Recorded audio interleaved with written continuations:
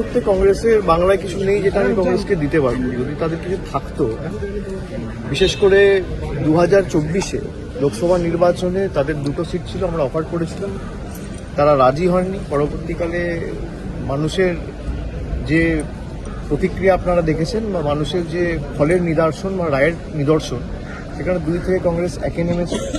পরবর্তীকালে কি হবে কি না হবে সেটা দলনেত্রী মমতা বন্দ্যোপাধ্যায় ঠিক করবে, কিন্তু কংগ্রেসের সাথে জোট করে তৃণমূলকে জিততে হবে। তৃণমূল 2016-তে একা লড়াই করেছে, 2014-তে একা লড়াই করেছে, 2019-এ একা লড়াই করেছে, 2021-এ একা লড়াই করেছে, 2024-এ একা লড়াই করেছে।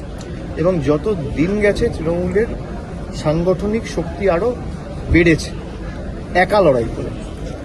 এবং তৃণমূলের বাংলায় কারোর প্রয়োজন নেই, তৃণমূল একা লড়বে। মমতা বন্দ্যোপাধ্যায়ের যে 15 বছরের উন্নয়নের কর্মযজ্ঞ, সেটা বাড়িতে বাড়িতে মানুষের পৌঁছে দিয়ে তাকে পাথেয় করে পথ চলার প্রেরণা করে সার্বিকভাবে আমাদের গত 10 বছরে, বিশেষ করে বিজেপি ক্ষমতায় আসার পর থেকে যেভাবে বাংলাকে বঞ্চিত করা হয়েছে, প্রতারিত করা হয়েছে, সেটা মানুষের কাছে তুলে ধরা এবং তারপরেও বাংলার যে উৎসাহ, উদ্দীপনা, উদ্যম এবং কাজ করার যে মানসিকতা, সেটা এরা আটকাতে পারে।